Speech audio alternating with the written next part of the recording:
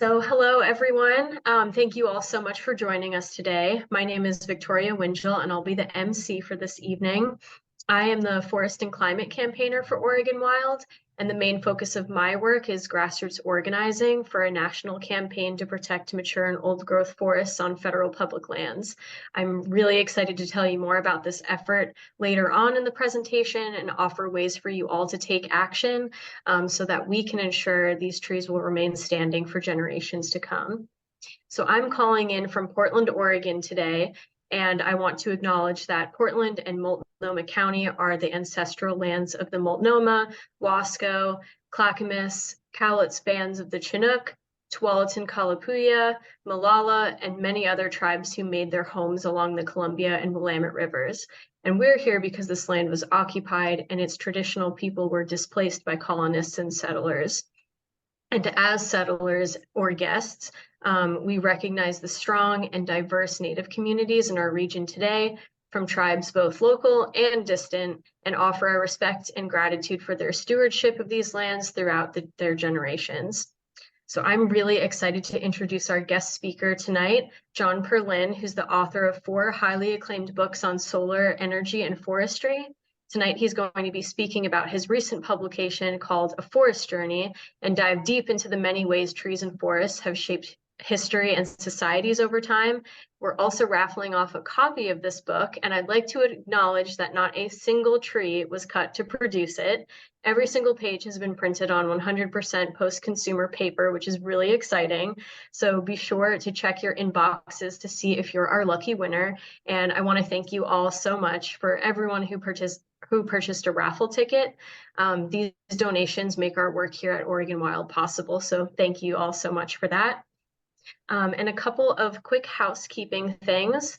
A recording of this webcast is going to be emailed out to everyone who registered, and we'll also have it posted on our Oregon Wild website on the Wild blog. So be sure to share this with your friends and family afterwards. And as the night goes on, please feel free to ask your questions throughout the presentation. We typically receive a rush of submissions close to the end, and I want to encourage you all to use the Q&A function at the top of your screen so that you can submit your questions as they come to you. That'll help us to make sure we can answer as many of them as possible. So without further ado, I am going to pass it on over to John, who's going to do a deep dive into his presentation and his work. Okay, I'm ready. Okay, All right. the book is called A Forest Journey, The Role of Trees in the Fate of Civilization. It's a enlarged and updated edition of the book that A Forest Journey that had come out before. And basically, the reason why it's called A Forest Journey is because the forest journey is our journey, because without the forest, there would have been no animals, including us, on the planet, because, and next slide.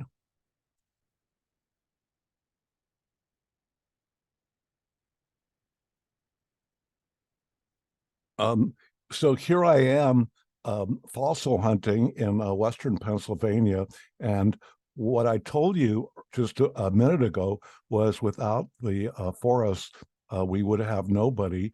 And the reason is the first true tree, Archaeopteris, which was growing about 380 million years ago, took down sufficient carbon dioxide and added sufficient oxygen to bring life on Earth. And here you see your intrepid author getting his hands dirty into the various strata that tell the story of Archaeopteris. Why is it the first true tree? Because Archaeopteris is the first plant that had deep roots. It had a trunk. It had bark, very similar to today's gymnosperms, and it had branches and leaves, on those branches that photosynthesized to take down the carbon dioxide and throw off the oxygen to create a world where all things, both big and small, could really flourish. Next slide. Here we see some of the fossils I collected. We see the leaves of Archaeopteryx, very much like a pine. And also we see the branch.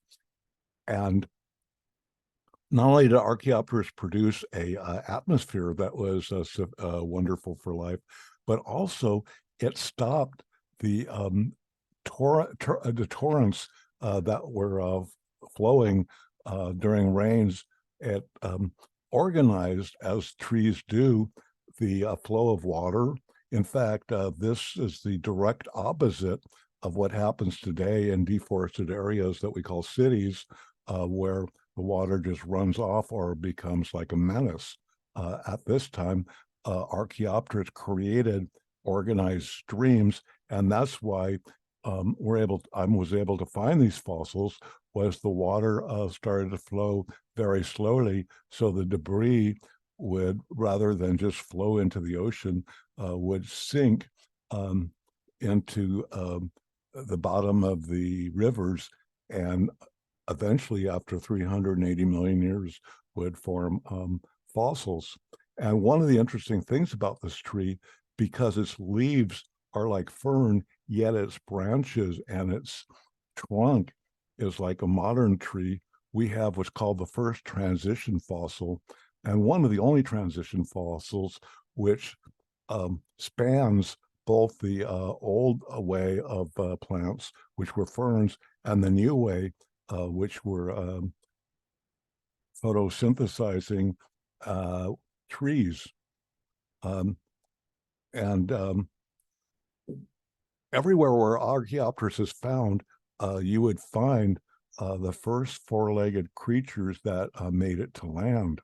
The reason that that's occurred was the debris from Archaeopteryx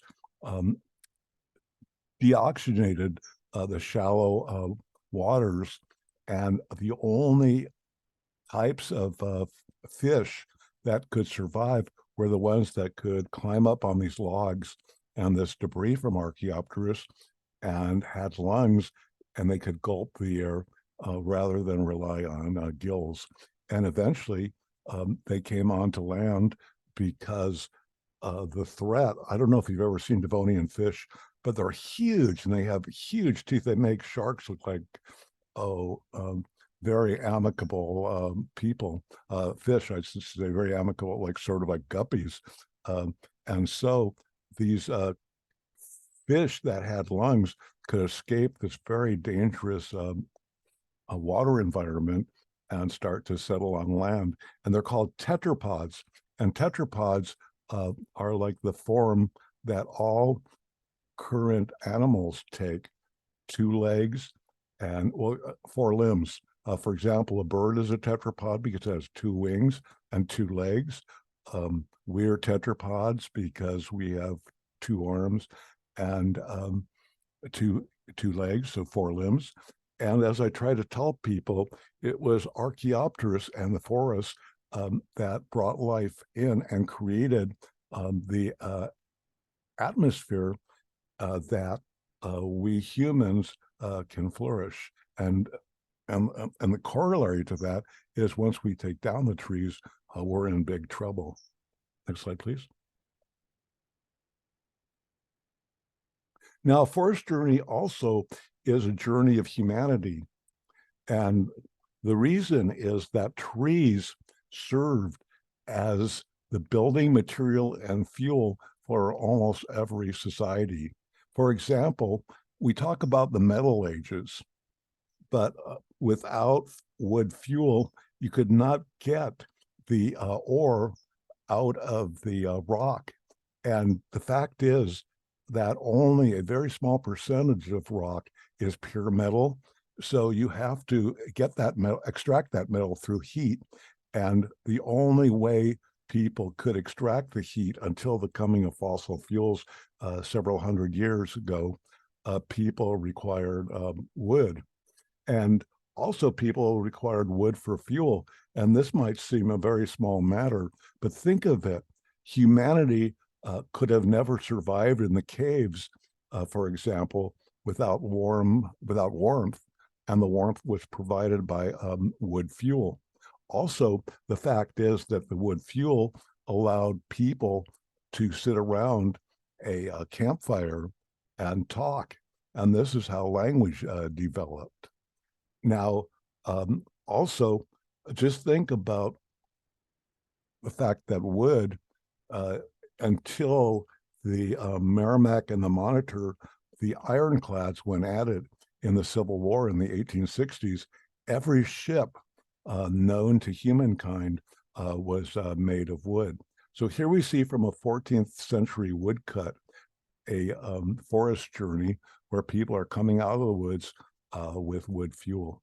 And what really makes this image universal is a friend of mine, right before I was giving a lecture, said these people carrying wood on their heads very much like what I have seen in Africa and Asia today.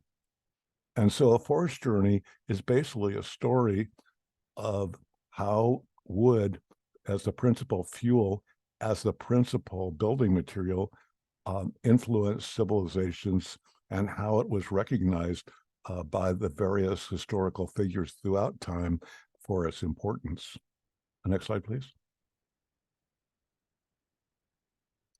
Now, here we see a picture of Gilgamesh, the guy that's holding up the lion.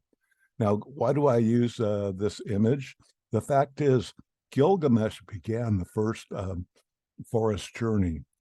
He also is the founding king of the first civilization in the world called Uruk. Now, he wanted to build huge buildings called ziggurats, but without wood as the infrastructure, they could have never been except very, like one story. So he decided to conquer the cedar forest and create basically the pattern of humanity's war against the trees. So what he did was he heard that there was this giant forest and tried to figure this out. He's in Mesopotamia, Iraq, and the mountains above Iraq were as greatly wooded as, say, Oregon or Northern California are today. And it's hard to believe that today you only see stone. And this was began by Gilgamesh, who decided to take the forest journey to the cedar forest. And his men walked for miles and miles and miles and finally found these giant trees, very much like today's redwoods or like today's Doug firs or like today's sequoias. And the men looked in great awe of these huge trees. And actually, these trees were protected by Humbaba, who was the great protector of trees, put there by the gods to keep humanity out of the forest, because they knew that once the humans entered the forest, there eventually would be no trees.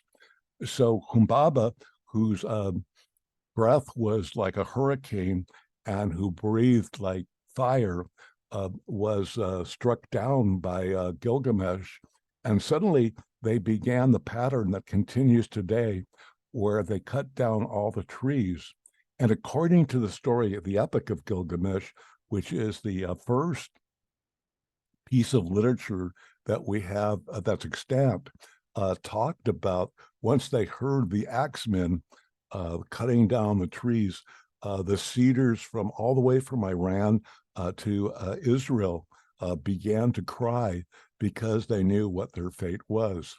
And so then they traveled down the Euphrates River with the with a raft, with rafts of logs, just like Mark Twain writes in the 19th century about logs coming down from Minnesota.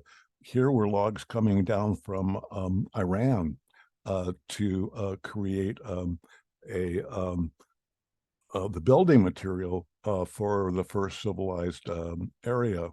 And what's really fascinating is we have actually the first environmental scream or or I might say ethic, where Gilgamesh's companion Enkidu, as they're going down rafting with all this timber, he looks at his friend Gilgamesh and he says, I think we've turned the forest into a wasteland. And then he looks very, very concerned and says to Gilgamesh, what will our gods think of us? And we really have to consider that today. What will future generations think of us as we're cutting down all the wonderful trees? Next slide, please. And here we see an ancient Egyptian hieroglyph, which shows how people used wood to build ships. Without ships, there would be no civilization, because ships carried trade from various places, because not every country, for example, has the exact same resources. And it's only through trade that humanity has been able to flourish. And without boats made out of wood, there would be no trade. Next slide, please. Now, I talked about metal for a minute or two, but think of it. The fact that most people differentiate various civilizations by the Copper Age, the Bronze Age, and the Iron Age. The real differentiation should be the Wood Age, because as we see, the wood was the fuel that allowed humanity to remove all the dross from a rock and come out with a pure metal that we could work with. So instead of talking about metal ages, we should be talking about the wood age. In fact, the Iron Age, the Bronze Age, all removed great forests, and we feel that the Mediterranean, was always a land of just very small trees and very small brush. But at one time it had great trees, once again, just like in Mesopotamia, the size of what we find in Oregon and Canada and California. But they were all cut down because of humanity's need for wood fuel and for building. Next slide, please.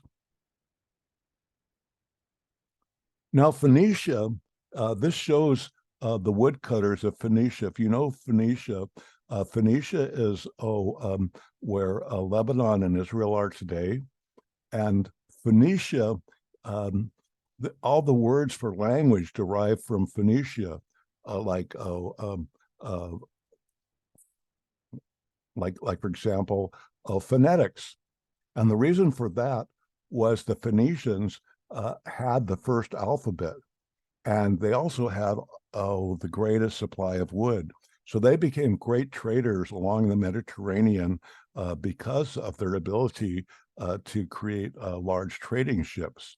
And with the alphabet, which actually is called in Hebrew and Phoenician Aleph Bet, was brought with their trade to the various Mediterranean areas like Italy, like Greece, and they brought with them language. And without the Phoenicians in their wood boats, we would have no written languages today in our Western world. So you can see that ships not only brought trade, but they also brought culture, and they also brought language, which facilitated the growth of civilization. Next slide. This is an interesting drawing of above Venice in 1572. It was used by supporters of forests, just like Oregon Wild is attempting to protect today's forests.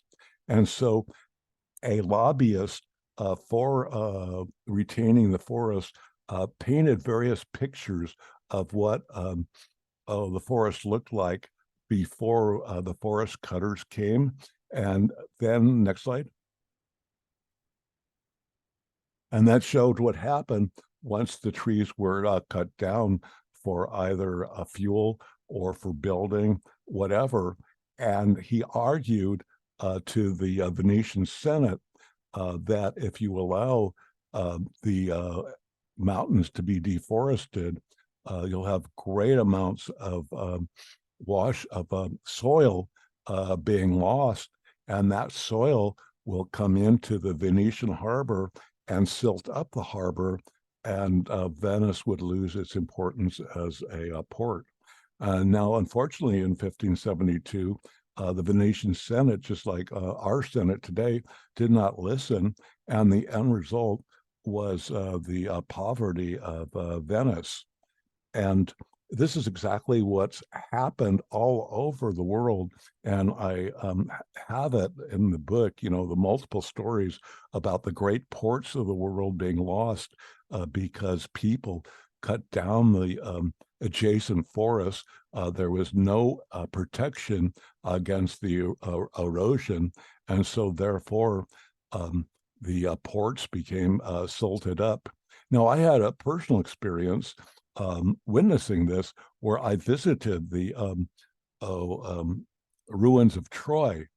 Now, Troy right now is about 8 or 10 miles from the ocean, but you could not imagine it as a port unless you went into the ruins like I did and sift through the sand in the ruins and find like millions of scallops. I even have a scallop or two in my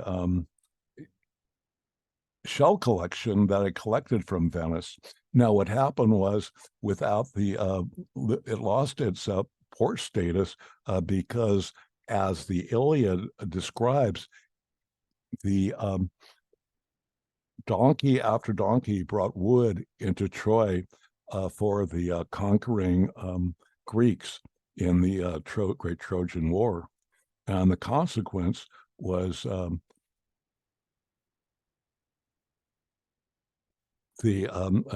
Troy lost its value as a port and then became impoverished. Next slide. Now, here we see the destruction of the great forests of the Pacific Northwest.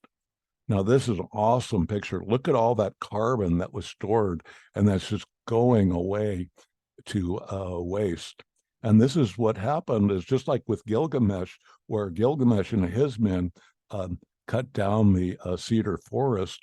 The Americans came in the 19th century and cut down the redwoods of Humboldt. For example, only 5% of the native redwoods that were in existence when the first white people came are now around. And also, if you look very closely, you'll see these people are using a double axe. And the double axe was first developed 4,000 years ago by the people of Crete, as they deforested their island.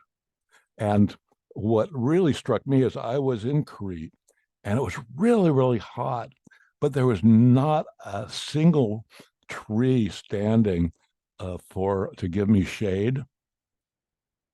And it's hard to imagine that a tree of this size also once grew in the old world. And the Cretans used the double axe. The reason why double axes are superior is because they have a better weight factor for cutting. And they also, when one blade gets dull, you can go to the next. And you can see, I mean, it just amazed me when I saw this picture, and I wanted to share it with you to show you what kind of destruction occurred in the 19th century. Next slide. And the carnage still goes on. Now, you see from the earlier slide, the tree going down. Here we see the mechanization of tree cutting in the 21st century. And, and look at it. I mean, oh my God, like clear cut after clear cut after clear cut. And we still hear the cry of Enkidu 5,000 years ago saying, I think we've turned our forest into a wasteland. Oh, what will our gods think of us? And that's a good question that we should ask tonight and tomorrow too, is just like Enkidu asked Gilgamesh. I hope you enjoyed the show, and I'm happy to answer any questions. And I hope you will enjoy I hope you've enjoyed the slideshow. Awesome. Thank you so much, John. So we'll get to questions in just a few moments. But before we get there, I wanted to introduce you all to the Climate Forest Campaign and offer some ways that you can all get involved to help protect mature and old growth forests on our federal lands. In the meantime, feel free to drop some questions for John in the chat, and then we will go through those at the end. So the Climate Forest Campaign launched on February 15th in 2022. And it has grown substantially since then. Right now, we are working with over 120 different organizations from across the country. And there's a big mix from really big organizations that you probably know and love, like Sierra Club, Earth Justice, Environment America. But we also work with dozens of smaller forest defense watch groups from every corner of the US. And Oregon Wild gets to play a really exciting role in this campaign. Unfortunately, we have a lot of experience fighting bad, mature, and old growth logging sales in the Pacific Northwest. And so we've been able to use our decades of experience to help support some of these other groups, amplify some egregious examples of logging happening in their communities, bring national attention to it, and push back on these as well. So the vehicle that we've been using is an executive order that President Biden announced on Earth Day in 2022.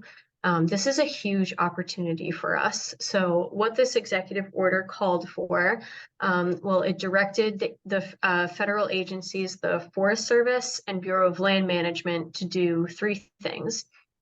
First, to conduct an inventory of mature and old growth forests on federal lands. This is really exciting because this is the first time that mature forests have been federally recognized as important and deserving of protections.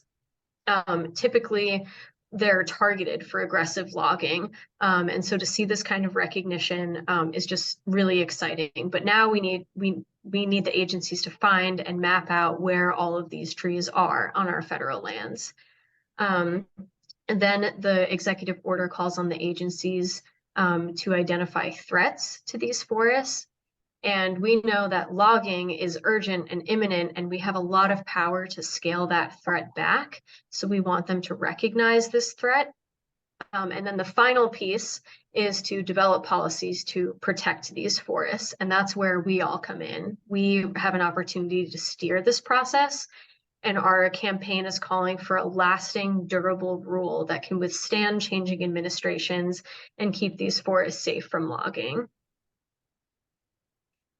So a lot has happened since that executive order. So shortly after, in June of 2022, the USDA, which is the agency that houses the Forest Service, they released a secretarial memo in response. This was pretty disappointing.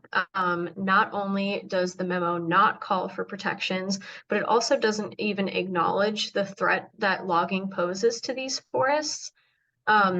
So we set out to highlight that is just not true. And in July of 2022, we released our first report that outlined 10 of the worst examples of mature and old growth timber sales happening on federal lands. So we teamed up with organizations from every corner of the US to finalize this report. And we found more than 240,000 acres of federal public forests that are at risk right now. Shortly after that, USDA announced their first open public comment period regarding this issue. They were calling for input from the public on how they should conduct their inventory and what they should classify as a mature and old growth forest. And we did not want to let this opportunity go to waste. So we worked really closely with all of our partners, and we were able to submit over 140,000 comments from all over the country, calling for lasting permanent protections and asking for the agencies to act quickly to develop those. So then in November, right around COP27, we wanted to make sure that this issue was continued to be considered important. We wanted this fresh in their minds, and we wanted it elevated as a critical climate solution. As John mentioned, these trees store a lot of carbon and climate pollution from the atmosphere. And as they age, they get even better at that. And so we wanted to make sure that we kept this natural climate solution in the forefront as our decision makers were discussing opportunities to combat and mitigate climate change. And we also worked to make some noise ourselves. We held 6 rallies from across the country. We coordinated with our national partners in Alaska, Montana, New Mexico, Vermont, West Virginia, all over the US for a designated week of action so that we could get media hits from all over and amplify some of these logging projects that are happening locally on the ground. We also tied this with a second edition of our report. This report is called America's Vanishing Climate Forests. And this report was an expansion of our previous one that now brought our acreage up to over 430,000 acres of mature and old growth forests that are threatened by logging right now. So this outlines 22 projects overall. Then in April of this year, Earth Day was coming up. This is the 1-year anniversary of President Biden's executive order, and we wanted to remind the administration that they were overdue on making good on that promise that they made to us last year. So we started to make a ton of noise. We held a National Call-In Day, which became a National Call-In Week, where we had hundreds of calls going into the White House every day asking for action on this issue. We also partnered with our friends in the Backbone campaign for a light projection stunt in Washington, D.C. Our partners went to the USDA and Department of the Interior buildings, and they projected messages onto them saying that mature and old growth forests were worth more standing. We took lots of photos and videos and ran ads in the Washington Post. And we also, of course, organized some more rallies with our partners to celebrate Earth Day and the opportunity that this has for us. So this was really fun. Oregon Wild members, maybe some of you on this call joined in on this. We held several art building days where we put together these big transforming signs that turned from tree stumps into large trees when you opened them up. So the hope was that we could show a better image for the future where these trees are allowed to remain standing and grow. And so we made enough of these here in Oregon that we could actually ship out to our friends in West Virginia and Vermont. And all together on Earth Day, we did coordinated flash mobs where we brought more attention to this issue, and it was just a lot of fun. So then that brings us to more recent times. This summer, both agencies finally responded to our urgent and repeated calls for action. They issued rulemaking proposals to improve the climate resilience of federally managed forests, and they really put the ball in our court to start steering new land management policies in the right direction. So they opened up a public comment period where, again, they're soliciting input from the public, and we wanted to make as much noise as possible. By the deadline, more than 500,000 Americans weighed in on this process, and they were all calling for permanent protections for our forests. But getting there was no easy feat. The Forest Service declined to hold public hearings, so Oregon Wild took the lead and organized our own listening sessions to give our allies the opportunity to submit their powerful and heartfelt testimonies to the official public record. We had concerned community members, including the mayor of Eugene. They all gathered at the University of Oregon, and they took the stage to share their personal experiences. Folks came with scientific insights and calls to protect and recover these forests. And we held similar virtual events so that everyone, no matter where they were in the US, could take advantage of this once-in-a-generation opportunity. We also partnered with existing coalition members. We engaged brand new allies, and we knocked on doors all across the US. We collaborated with social media content creators, which was new territory for us, and we doubled down on our advocacy efforts. We led several comment writing sessions with our friends in organizations like the Great Old Broads for Wilderness. We had writing sessions at brew pubs and at forest activist campouts all summer long. So by the close of these deadlines, we hand delivered boxes and boxes and boxes of public comments in Portland, in Eugene, and in Washington, D.C. So together, we brought this issue in front of more than 10 million people worldwide. And many of you may have participated in this process. So thank you so much for telling the Forest Service loud and clear that these forests are worth more standing. There's still a lot of work to do, but we definitely identified ourselves as a powerful force, and it's impossible for them to ignore us now. So what comes next? So the agencies that I mentioned earlier, the USDA and the Department of the Interior, we want to put the spotlight on them and keep the pressure high. We want to ask them to develop a policy quickly, because these forests are at risk right now, and there's just not that many of these mature and old growth forests left in the United States. So we want to make sure that protecting these forests from threats like logging can stand as a global model for forest protections. There's a few things that you can all do to take action on this. Right now, we are really focused on spreading the word so that the next time we have a public comment opportunity, we can come back bigger and louder than the previous times. So right now we're asking folks to write and submit letters to the editor. If you've never done this before, it's not that difficult, and I'm happy to share resources with folks after this. I'll send out an email with some more information and some sample messaging on this. Submitting letters to the editor helps open up another line of communication to decision makers, and it also helps us to spread this far and wide with new audience that may not have been tuned into this issue before. So we would love your assistance with that. We're also asking folks to share our two reports that I mentioned. They're called Worth More Standing and America's Vanishing Climate Forests. This is really eye-opening to show just the broad scope of logging and the threat that that has on our public lands and our mature and old growth forests.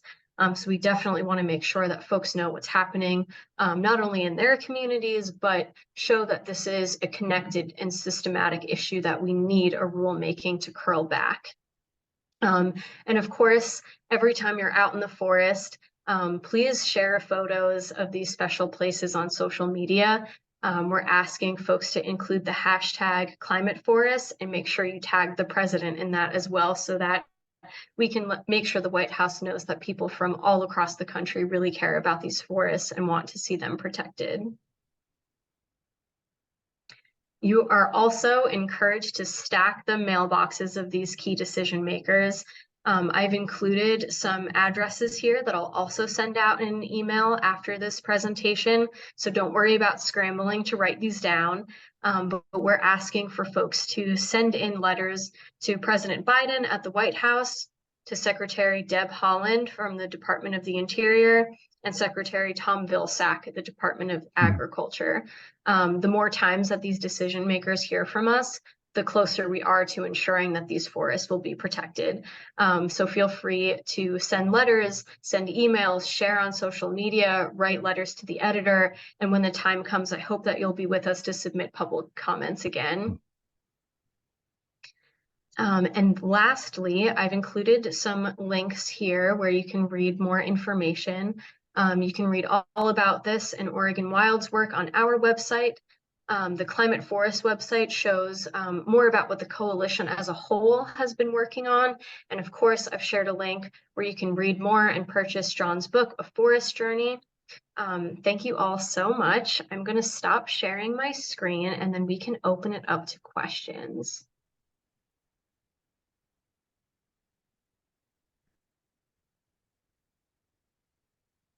Okay, so the first question here, let's see.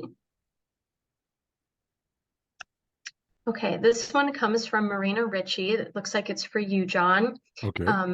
She says, civilization appears to equate with a culture that cuts down the great forests. The reason the redwoods were there for so long was because indigenous peoples had a far different relationship. What is the relationship term you would use for valuing standing tree or standing forests and biodiversity? Okay, first of all, it's a false narrative that the first, I call them first people, because everyone who's in North America were immigrants. It's all about different time sequences. And actually, a recent article in Science Magazine shows that the First Nation people who came from Asia 13,000 years ago decimated the oak and the juniper in Southern California. And the result was what we call the native landscape, the chaparral. That's actually degraded forest. So we're all in it together as human beings. Also, the first people who came here killed off all the large mammals, the mastodon, the mammoth, the saber-toothed cat, for example.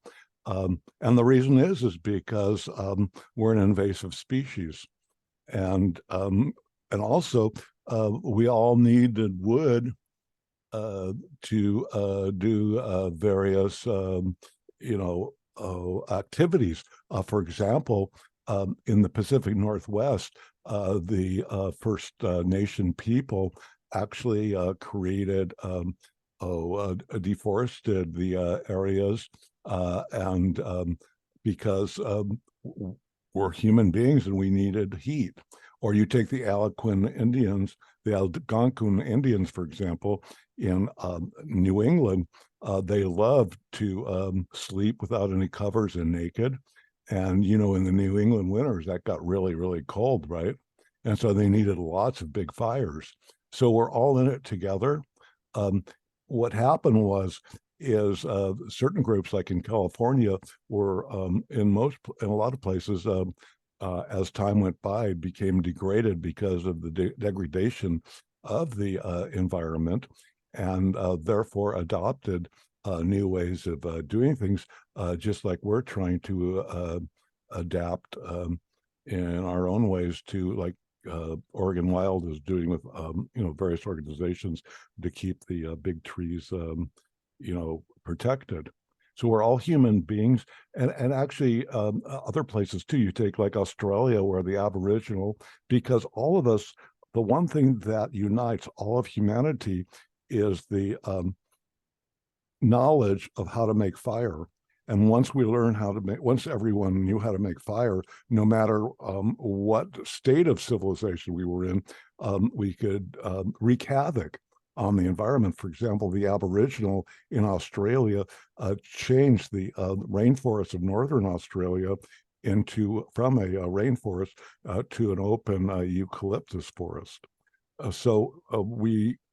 I try to emphasize that we're all human, and it's the needs, or you might say the growth of population, that widened the destruction. But it was all there. For example, as I said, in fact, the reason why the people came to the Americas at the time they did was because the ice age had receded, and so there were trees growing near the Aleutian Islands. And so they could make their way down into North and South America um, because of, following the trees, because the trees provided, the as I mentioned before, all the accoutrements that humanity needed, whether we're Asian or whether we're Black or whether in Africa too. I have a whole chapter on Africa, and it breaks both the notion down the notion that, for example, that Africa wasn't cultured, uh, because we a archaeologist who helped me out showed that actually in Africa they developed steel 2,000 years before the Europeans. But with that with that discovery, they had to use wood as fuel, and so they deforested the areas around Lake Victoria. So we're all human, and we all commit these actions, and we now have the knowledge of what our actions do. So perhaps, hopefully, we can use that knowledge to change our way of relating to the forest. Awesome. Thank you, John. I see another question here. Are you seeing a greater interest in keeping trees standing from communities that have recently experienced the direct negative impacts like mudslides, coastal siltation, and species loss? So I'll take a crack at that one. I would say yes. So we work with partners in West Virginia and Vermont, as well as all over. But in both of these locations, they're having some major issues with flooding. And the communities that are affected by that are definitely starting to see more of a connection between recent logging in that area and how that is contributing to flooding of communities. Mature and old growth trees have really expansive root systems that help to hold together the soils. They also filter clean drinking water for communities. And once these trees are cut down, it makes the lands much more prone to mudslides, landslides, erosion, and then flooding. And it also reduces the quality of drinking water. And so communities like these are really, really concerned about that and want to see these forests protected. So yes, in short, I think once climate change impacts a community, they start to take it a little bit more seriously, which is unfortunate. But we're definitely seeing that with the folks that we work with. Well, I'd like to point out too is that, for example, you take New York City, they had a choice between either building an $8 billion water filtration plant or buying up the rights in the Hudson Valley to maintain the woods, the forests. And they chose the $1 billion choice. And so we see the preservation of the forest there. Or in Portland, the watershed is also, I think, protected, if I'm correct, I believe, to once again to maintain the water quality. In Seattle, we have the same notion. In fact, what's really fascinating was the first major urban forest was in Rio de Janeiro, created by King Pedro II in 1862, because they had deforested this huge amount of land by Rio de Janeiro, and the water supply was almost like just down to a trickle.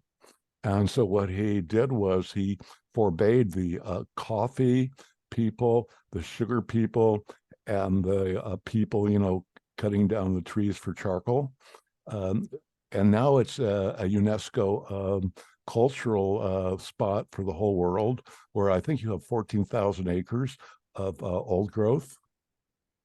So I think we see some really good, stuff happening, and hopefully we can build from those examples. I would like to say that the two great opposites is a parking lot versus a forest. A parking lot is the worst. And I also like to emphasize urban forestry because, and this is the amazing thing about a tree, is underneath the tree, it's 9 to 10 degrees cooler than if it's just like, open space. And so just to make, the cities comfortable for living. I mean, I guess what I'm trying to say is trees make life good. They definitely do. Yeah, I love nothing more than a nice sunny day in the forest. Well, actually, I'm so lucky because I was telling you earlier, um, every day I take my bike, and we have a wild area only 6 blocks from my house, and I live in a fairly urban area in Santa Barbara. Although that might be also, people be questionable, is Santa Barbara really an urban area? But that's another question.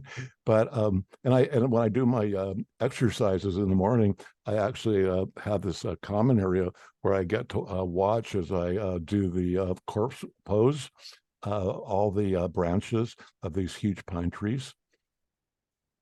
So all my life, since when I was 11 years old, I asked the question for a contest.